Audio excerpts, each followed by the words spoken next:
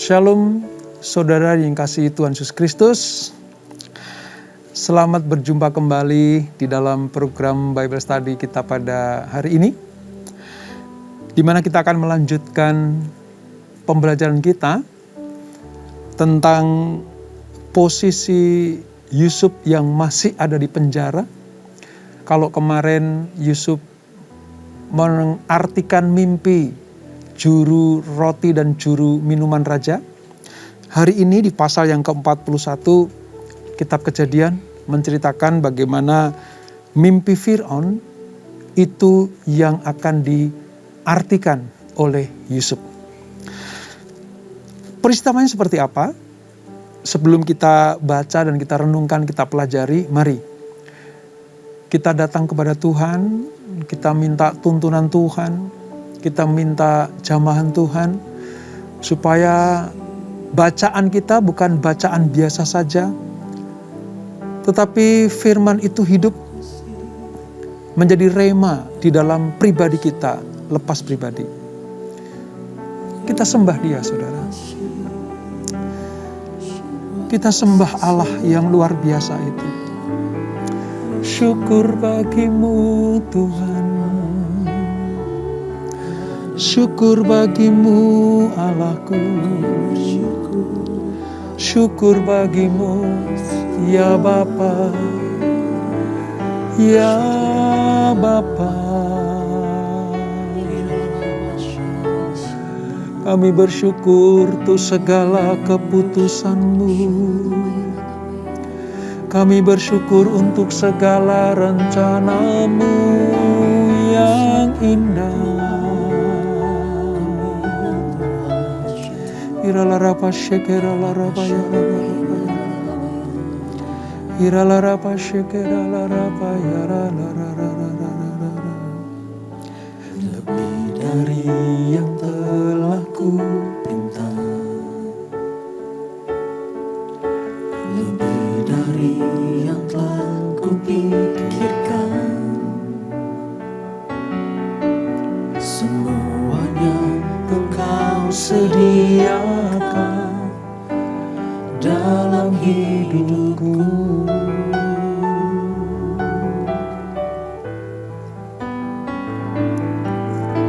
Tidak dapat aku mengukurnya,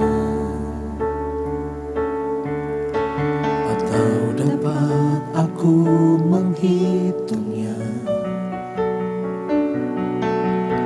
Kebesaran kasih-Mu ya Tuhan yang Kau berikan.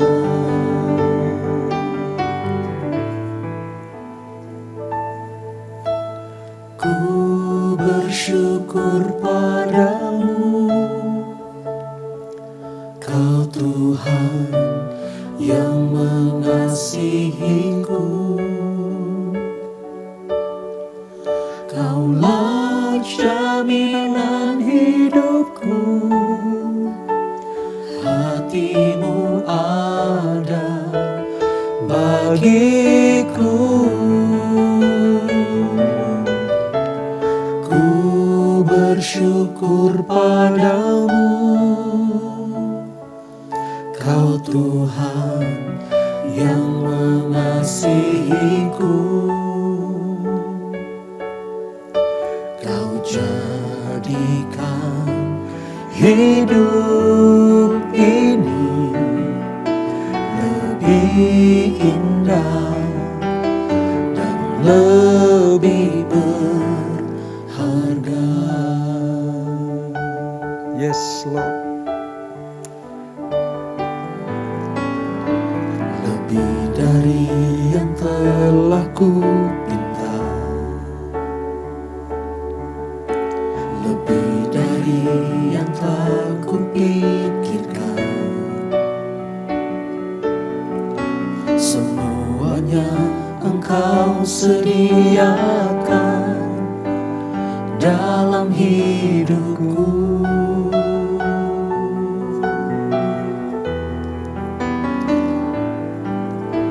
Tidak dapat aku mengukurnya,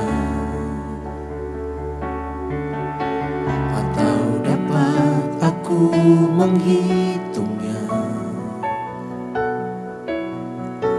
kebesaran kasih-Mu ya Tuhan yang Kau berikan.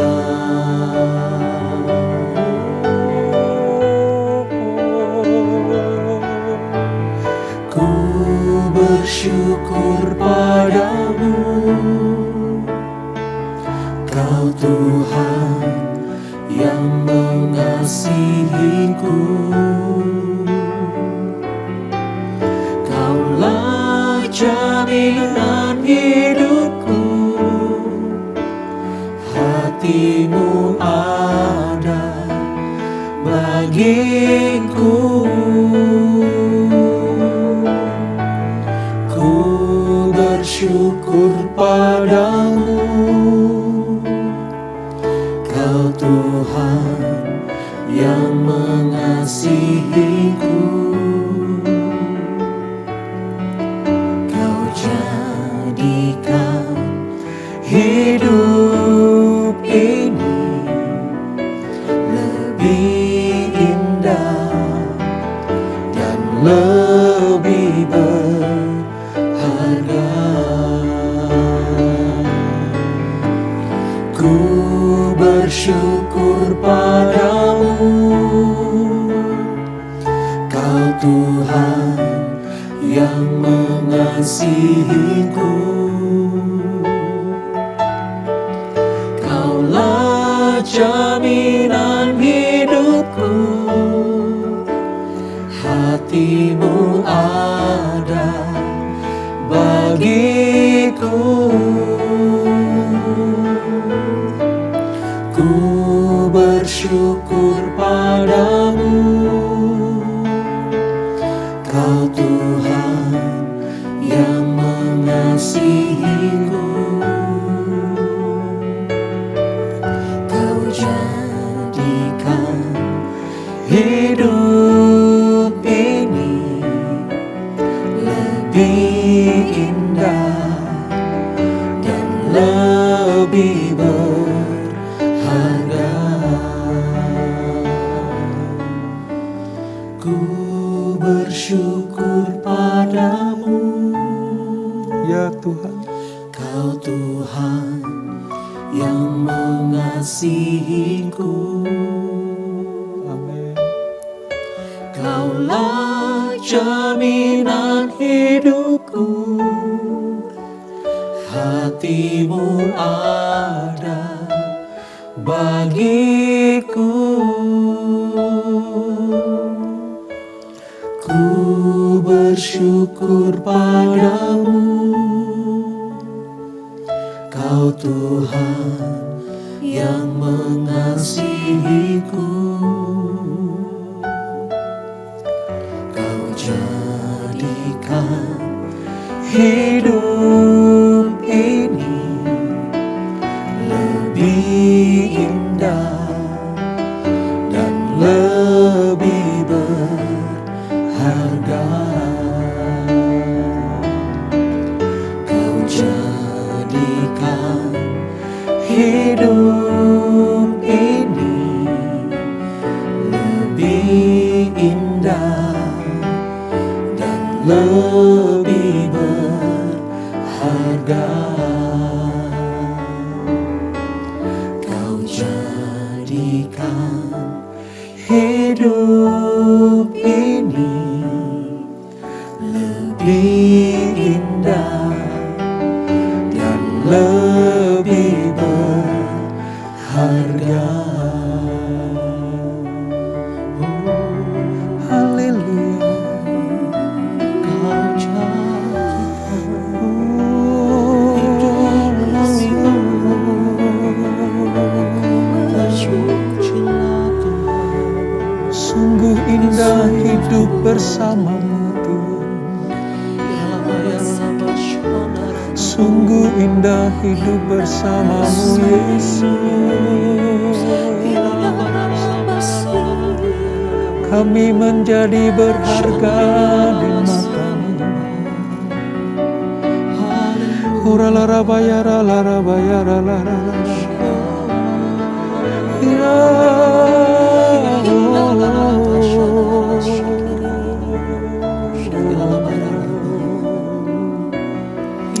Haleluya, haleluya. Kaulah Tuhan yang berjanji, tak sekalipun kau ingkari kesetiaanmu, sungguh terbukti di sepanjang hidupku. Untuk selamanya ku kan setia melayani, mengasihimu. Tiada Tuhan sepertimu, Yesus, Kau Allahku yang setia.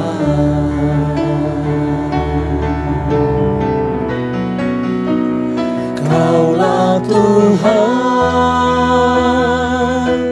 yang berjanji, tak sekalipun kau ingkari kesetiaanmu, sungguh terbukti di sepanjang hidupku. Untuk selamanya ku kan setia melayani, mengasihimu. Tiada Tuhan sepertimu, Yesus, Kau Allahku yang setia. Tiada Tuhan sepertimu, Yesus, Kau Allahku yang setia. Tiada Tuhan sepertimu, Yesus, Kau Allahku yang setia. Amin, amin, amin Tuhan. Engkau Allah yang setia terhadap perjanjian-perjanjian. Engkau Allah yang layak dipercaya bagi semua orang yang menantikan penggenapan janji-janji-Mu. Terima kasih Bapa. Terima kasih untuk lawatan-Mu. Terima kasih untuk urapan-Mu. Terima kasih untuk kehadiran-Mu. Sukacitalah kami senantiasa, sekiranya Allah selalu ada bersama dengan kami. Terima kasih Bapa. Sebentar kami akan belajar firman-Mu. Tuntun kami, bawa kami kepada kehendak-Mu tertinggi, supaya kami lebih mengenal Engkau lewat firman-Mu ini ya Tuhan. Roh Kudus, kerjakanlah apa yang harus dikerjakan. Kami siap menjadi ladang yang subur bagi benih firman Tuhan. Di dalam nama Yesus, mari yang siap belajar firman Tuhan, sama-sama kita katakan, amin. Kejadian pasal 41. Alkitab kita, Perjanjian Lama, halaman sekitar 44. Tentang mimpi Fir'aun dan nanti Yusuf diangkat menjadi penguasa di Mesir. Saudara, banyak ayat tetapi kita ambil beberapa saja supaya nanti semuanya dapat kita pelajari ya. Baik, ayat 1 sampai dengan ayat yang ke-11. Demikian firman Tuhan. Kejadian pasal 41. Setelah lewat 2 tahun lamanya, bermimpilah Fir'aun bahwa ia berdiri di tepi sungai Nil. Tampaklah dari sungai Nil itu keluar 7 ekor lembu yang indah bangunnya dan gemuk badannya. lalu memakan rumput yang di tepi sungai itu.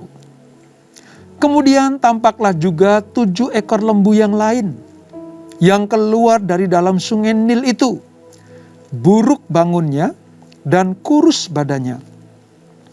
Lalu berdirilah di samping lembu-lembu yang tadi di tepi sungai itu. Lembu-lembu yang buruk bangunnya dan kurus badannya itu memakan ke-7 ekor lembu yang indah bangunnya dan gemuk itu. Lalu terjagalah Fir'aun.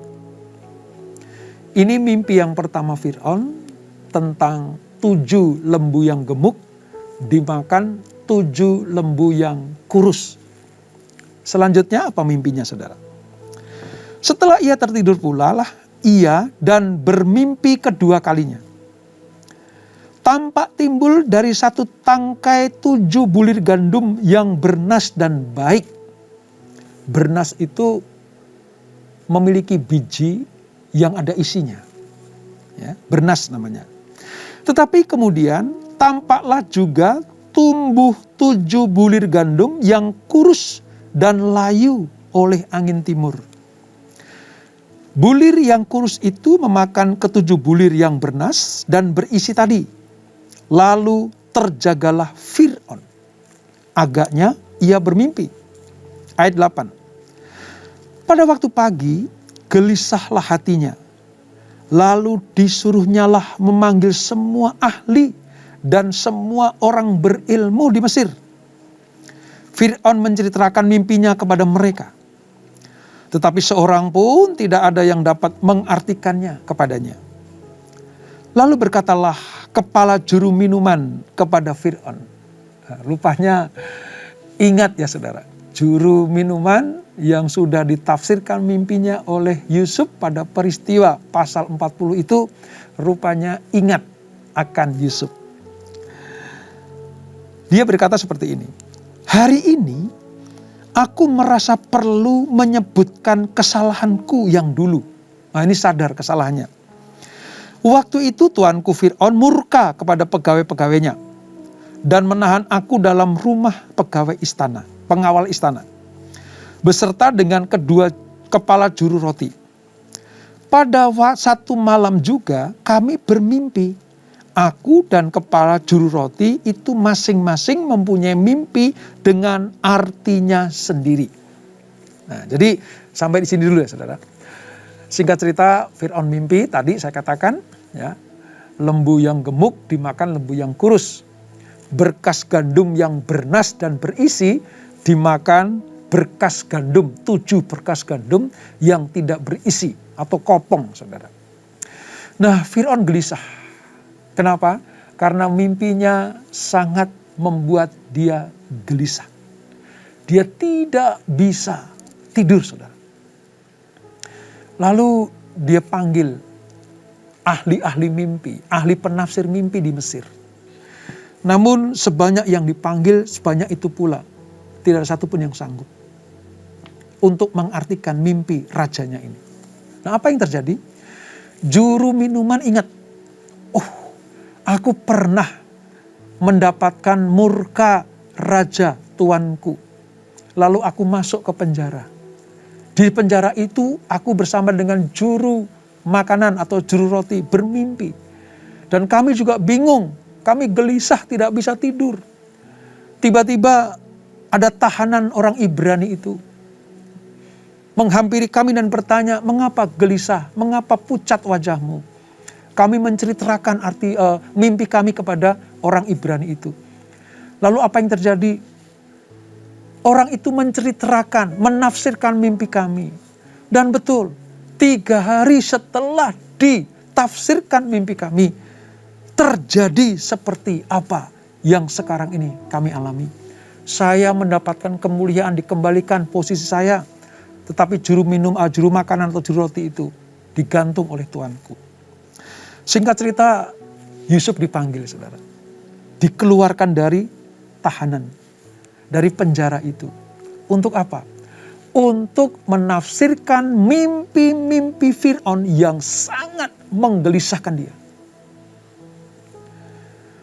Para ahli ilmu di Mesir tidak sanggup menafsirkannya. Ketika dia mendapat kabar dari juru minum itu bahwa ada orang yang menafsirkan, serta-merta Fir'aun langsung panggil dia. Aku perlu orang cakap, aku perlu orang yang berilmu, supaya mimpiku itu betul-betul bisa diterjemahkan.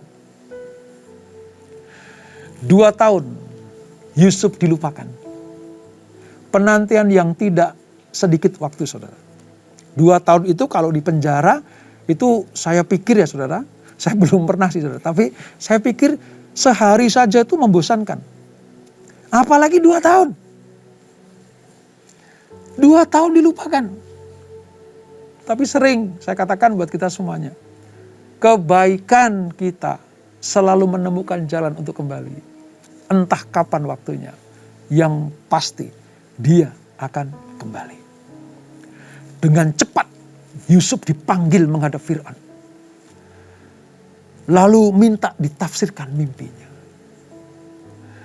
Dengan tegas Yusuf menyatakan bahwa penafsiran mimpi ini berasal dari Tuhan. Kepada juru roti dan juru minuman pada waktu itu, Yusuf bilang, Allah yang sanggup menafsirkan.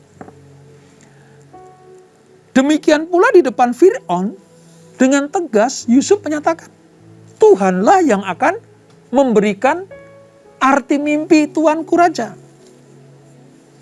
Tuhan yang akan memberikan kesejahteraan kepada Mesir. Lewat mimpi tadi. Gitu. Nah, isi mimpinya apa saudara?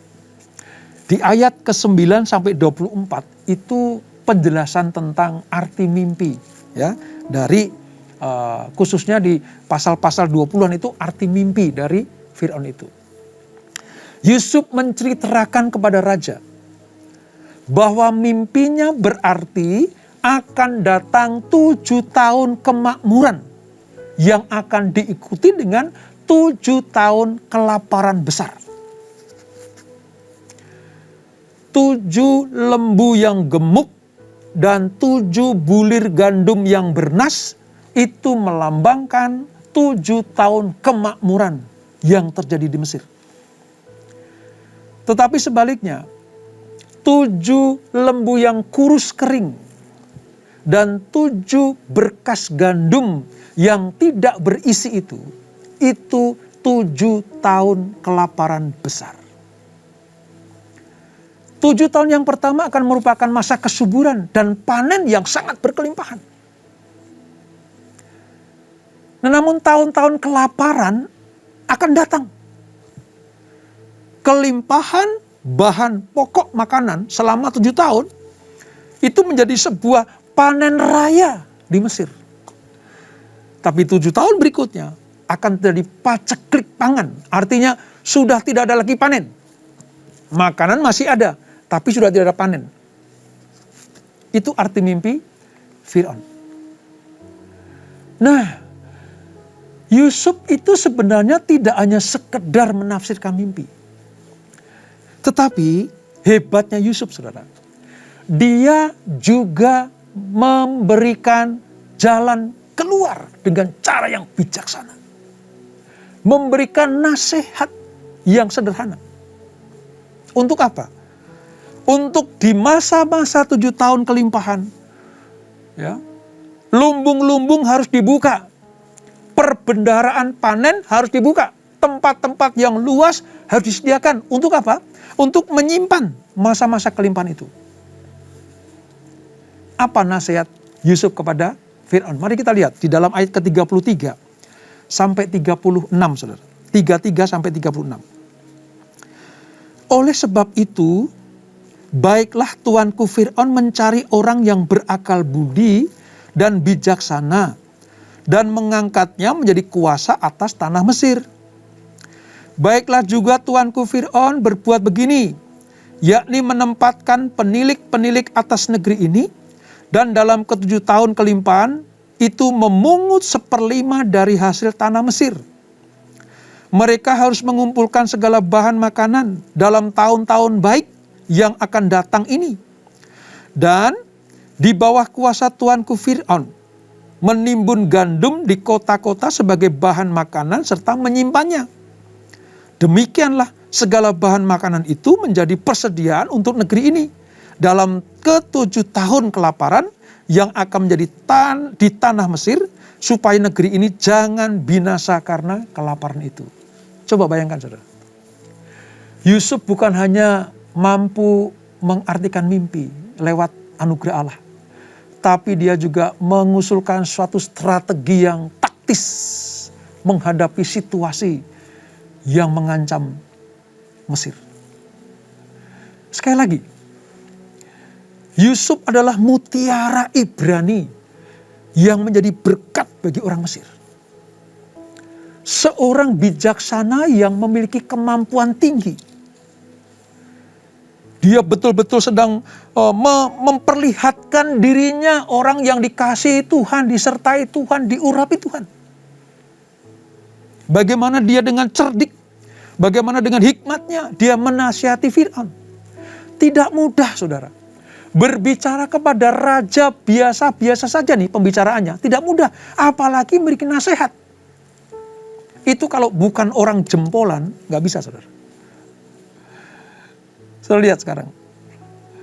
Mantan narapidana di Mesir. Masuk penjara bukan karena kesalahannya. Karena difitnah. Sekarang mulai terlihat. Sinar keberhasilan. Sinar kehidupan Yusuf mulai kelihatan. Sebab apa? Sekali lagi, dimanapun Yusuf berada, selalu disertai Tuhan. Kalau saudara baca lagi dia, ayat yang ke-37 sampai 42 itu saudara. Itu orang yang dipenuhi dengan roh Allah. Yusuf itu orang yang dipenuhi dengan roh Allah. Fir'aun adalah orang yang bijaksana. Sebab dia mengenali Yusuf sebagai orang yang penuh dengan roh Allah. Ayat 38. Coba kita lihat ya, ayat 38 saudara. Demikian firman Tuhan. Lalu berkatalah Fir'aun kepada para pegawainya. Mungkinkah kita mendapat orang seperti ini? Seorang yang penuh dengan roh Allah. Coba bayangkan saudara. Ini orang kafir. Penyembah dewa-dewa. Orang Mesir apalagi rajanya itu mendewakan banyak hal. Tetapi terhadap kehidupan Yusuf yang penuh dengan anugerah Allah ini, Fir'aun berkesimpulan, adakah orang Mesir yang seperti dia? Adakah pegawai-pegawaiku orang Mesir yang memiliki hikmat seperti dia? Dia ini seorang yang penuh dengan roh Allah. Kata-kata yang keluar dari mulut Fir'aun itu saudara, itu sebuah legitimasi tentang karakter Yusuf. Bahkan orang kafir, orang yang belum mengenal Allah Yusuf saja, menyatakan ini orang yang penuh dengan roh Allah. Wow.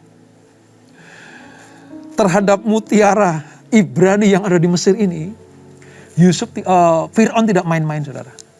Apa yang dilakukan oleh Fir'aun kemudian saudara? Dia mengangkat Yusuf menjadi pengatur pangan di seluruh Mesir. Dan posisi yang paling tepat bagi Yusuf adalah Perdana Menteri. Perdana Menteri. Ya. Menteri itu pembantu raja atau pembantu presiden sekarang. Tapi kalau Perdana Menteri artinya dia di atas para menteri-menteri yang lain. Yang kedua, Fir'aun menempatkan Yusuf sebagai orang tertinggi di Mesir sesudah dirinya. Di rumah Potifar, dia menjadi orang yang tertinggi sesudah Potifar. Di kerajaan Fir'aun, di istana Fir'aun, dia menjadi orang kedua setelah Fir'aun. Saudara bisa bayangkan itu. Bagaimana manusia unggul satu ini ditempatkan di penjara, dia tidak mengeluh. Ditempatkan di tempat yang strategis di rumah raja, dia tidak sombong. Luar biasa orang ini saudara. Yang ketiga, apa yang dilakukan oleh Fir'aun kepada Yusuf? Memberikan cincin meterainya. Cincin meterai saudara, itu gak main-main. Itu tanda kuasa. Kuasa raja.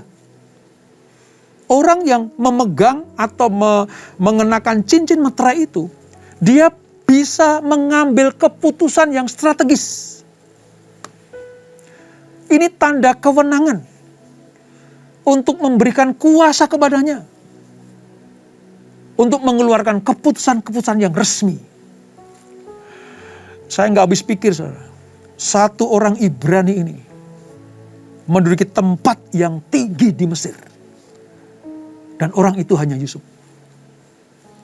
Tidak ada yang lain. Kenapa? Karena Allah memang sudah merancangkan hal yang demikian. Nggak cukup cuman meterai cincin itu, saudara. Atau cincin meterai itu. Fir'aun mengenakan kepada Yusuf pakaian yang hanya boleh dipakai oleh orang-orang yang paling berkuasa. Yaitu apa? Pakaian kehormatan. Setiap Yusuf memakai pakaian kehormatan itu, berjalan atau naik kuda atau apapun yang dilakukan Yusuf, semua orang Mesir harus memberi hormat. Coba bisa bayangkan. Umur 17 tahun dijual sebagai budak. 13 tahun lamanya diproses. Ya dipenjara, ya difitnah, ya dilupakan. Dilupakan oleh keluarganya, dilupakan oleh orang-orang yang pernah ditolongnya seperti juru minuman itu. 13 tahun menanti janji-janji Tuhan dikenapi. Dan tepat pada waktunya, umur 30 tahun, ia menghadap Fir'aun. Langsung diberikan kedudukan yang luar biasa. Dari penjara ke istana hanya butuh 1 hari. Dipanggil dari penjara, masuk ke istana, butuh 1 hari untuk meninggikan Yusuf. Allah yang bersama dengan Yusuf setiap menit di dalam kehidupannya telah memperlengkapinya dengan lompatan kedudukan yang luar biasa. Saking bangganya Fir'aun, saudara. Saking sukacitanya Fir'aun kepada Yusuf. Fir'aun memberikan sebuah nama yang baru kepada Yusuf. Siapa itu, saudara? Satnat Paaneah. Ya. Seorang yang mampu mengungkapkan rahasia. Satnat Paaneah. Itu nama kebesaran yang diberikan Fir'aun kepada Yusuf. Luar biasa bukan? Penghargaan, kehormatan yang diterima oleh Yusuf. Nah, dari kehidupan Yusuf yang diberkati ini, Fir'aun memberikan istri kepadanya. Namanya Asnat. Ayat ke-45 sampai 52 itu penghargaan dari Fir'aun ya, kepada Yusuf diberikan seorang istri namanya Asnat, seorang gadis yang berasal dari keturunan imam, yaitu putri dari Imam Dion ya, di kota On, sebuah kota budaya dan agama yang terletak kira-kira 7 mil dari utara Kairo sekarang ini. Itu pusat penyembahan dewa matahari, saudara. Itu imam tertinggi di Mesir. Memiliki anak gadis namanya Asnat. Diberikan kepada Yusuf. Dan dari Asnat inilah Yusuf memiliki 2 anak yang luar biasa. Namanya Manasye dan Efraim. Beberapa tahun kemudian, nanti kedua anaknya ini secara resmi diadopsi menjadi keluarga Yakub. Sebab apa? Sebab benih ini dari Mesir. Kalau tetap menjadi anak Yusuf, maka tidak berhak mendapatkan warisan tanah perjanjian. Makanya cerdik sekali dan penuh hikmat Yakub itu, saudara. Bapaknya Yusuf ini penuh hikmat dan cerdik sekali. Gimana caranya? Diangkat anak menjadi anak Yakub atau anak Israel. Maka secara resmi dan sah Manasye dan Efraim nanti berhak mendapatkan berkat warisan tanah perjanjian. Wow. Yakub luar biasa, Yusuf luar biasa, menjadi terang, menjadi garam, menjadi cahaya di tengah kegelapan dunia ini. Yusuf mampu membuat Mesir berjaya dalam hal pangan, saudara. Sampai nanti paceklik melanda seluruh tanah Kanaan. Orang-orang itu akan pergi ke Mesir membeli bahan makanan kepada Yusuf. Apa yang dapat kita pelajari ini, saudara? Sekali lagi saya ingatkan buat kita semuanya. Kalau hidup kita benar di hadapan Tuhan, kalau hidup kita benar di hadapan Tuhan, maka Allah yang akan mengatur segala-galanya. Allah yang akan menuntun kita. Entah dalam masa-masa sanctifikasi atau ujian, kita akan berikan kemenangan di kemenangan. Dan tiba waktunya, orang yang taat kepada Tuhan akan dipermuliakan. Seperti Yusuf dipermuliakan oleh Fir'aun. Demikianlah saudara dan saya, kalau kita taat setia kepada Tuhan, tidak kompromi terhadap dosa, maka akan ada waktunya kita pun akan dipermuliakan, mendapatkan glorifikasi. Kita berdoa. Bapa, terima kasih untuk firman Tuhan, renungan dan pembelajaran pada hari ini. Kami tahu sekarang kami harus memiliki karakter seperti Yusuf, tidak mudah putus asa, tidak mengeluh. Kami tidak pernah melihat Yusuf mengeluh, protes, komplain kepada Tuhan atau kepada manusia. Dia tetap setia, taat apapun yang terjadi. Dan upah bagi orang yang seperti ini, Tuhan memakai Fir'aun untuk menanggalkan segala kebesaran Fir'aun, memakaikannya kepada Yusuf. Ini sebuah penghormatan yang luar biasa. Satu-satunya orang Ibrani yang mendapat kedudukan tinggi di Mesir, hanya Yusuf. Pelajaran buat kami ya Tuhan.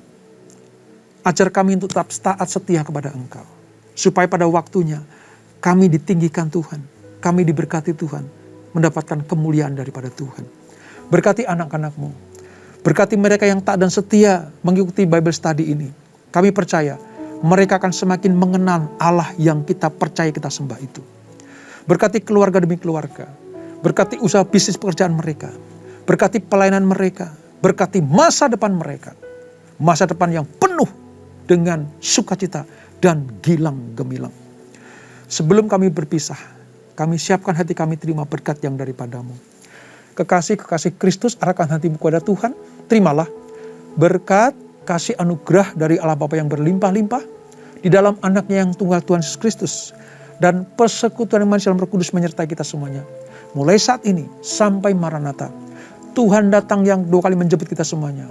Dibawa masuk dalam perjamuan kawin anak domba. Menikmati kemuliaan kekal sampai selama-lamanya. Yang diberkati, sama-sama kita katakan, amin. Tuhan Yesus memberkati.